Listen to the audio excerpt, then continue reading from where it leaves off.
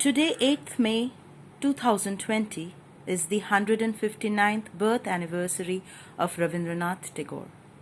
It is interesting to note that post-COVID-19, when the world, especially humans, are learning new ways of living, Tagore had already laid the foundation for such sustainable way of living long back, as evident in his writings and poetry.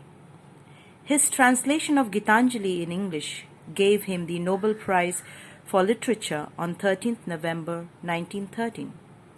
Several newspapers reported this event with great enthusiasm. The Evening Post, New York, 13/11/1913, referred to this Nobel laureate as a Hindu prophet.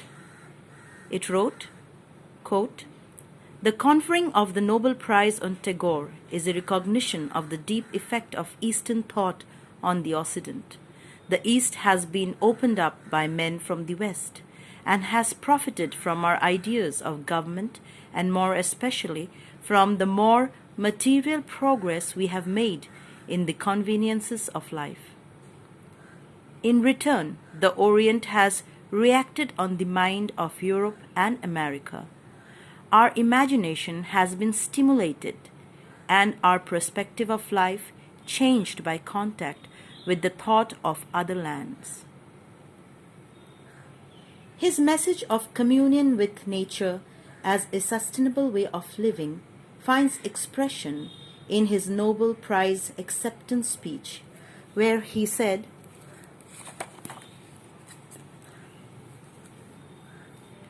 "I remember how my life's work developed from the time when I was very young. When I was about 25 years, I used to live in utmost seclusion, in the solitude of an obscure Bengal village by the river Ganges in a boathouse. The wild ducks which came during the time of autumn from the Himalayan lakes were my only companion. And in that solitude, dreaming and giving shape to my dreams and poems and studies, I passed my day in close contact with nature. I seemed to have drunk in the open space like wine overflowing with sunshine, and the murmur of the river used to speak to me and tell me secrets of nature. I used to send out my thoughts to Calcutta public through the magazines and other papers. You can well understand that it was a life quite different from the life of the West. I do not know if any of your Western poets or writers do pass the greatest part of their young days in such absolute seclusion. I am almost certain that it cannot be possible and that seclusion itself has no place in the Western world. And my life went on like this. I was an obscure individual to most of my countrymen in those days. I mean that my name was hardly known outside my own province. But I was quite content with that obscurity, which protected me from the curiosity of the crowds. And then came a time when my heart felt a longing to come out of that solitude and do some work for my human fellow beings, and not merely give shapes to my dreams and meditate deeply on the problems of life, but to try to give expression to my ideas through some definite work, some definitive service for my fellow beings. And one thing, the one work which came to my mind, was to teach children. It is not because I was specially fitted for this work of teaching, for I have not had myself the full benefit of a regular education. For some time I hesitated to take upon myself this task, but I felt that as I had a deep love for nature, I had naturally love for children also. My object in starting this institution, Shantiniketan, was to give the children of men full freedom of joy, of life, and of communion with nature.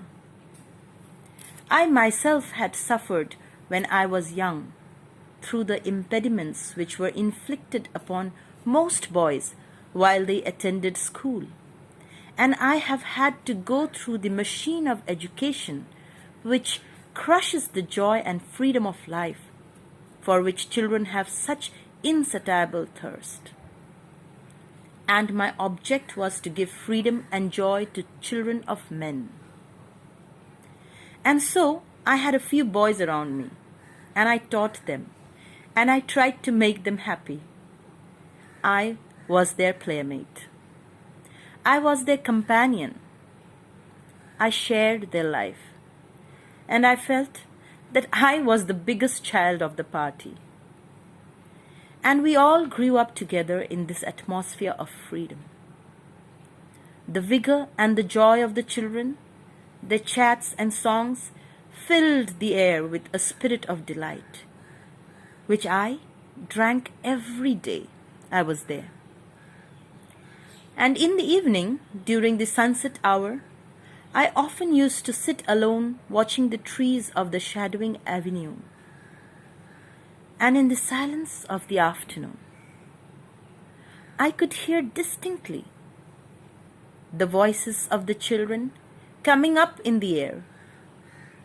And it seemed to me that these shouts and songs and glad voices were like those trees which come out from the heart of the earth, like fountains of life towards the bosom of the infinite sky. And it symbolized, it brought before my mind the whole cry of human life, all expressions of joy and aspirations of men arising from the heart of humanity up to the sky. I could see that, and I knew that we also, the grown-up children, send up our cries of aspiration to the infinite. I felt it in my heart of hearts." Unquote. Today, COVID-19 has made us realize again that political and religious boundaries are man-made. In reality, we all are the same in our pain, in our happiness, in our sorrow, and our aspirations. We are one, and our journey of life very similar. Such expressions can be seen in Tagore's poem 42 of Gitanjali, where he says,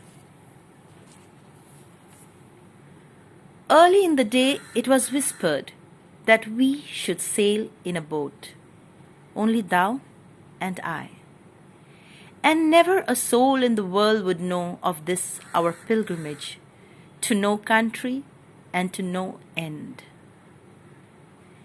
In that shoreless ocean, at thy silently listening smile, my songs would swell in melodies, free as the waves, free from all bondage of words. Is the time not come yet? Are there works still to do? Lo, the evening has come down upon the shore, and in the fading light, the seabirds come flying to their nests. Who knows when the chains will be off, and the boat, like the last glimmer of sunset, vanish into the night?" Unquote.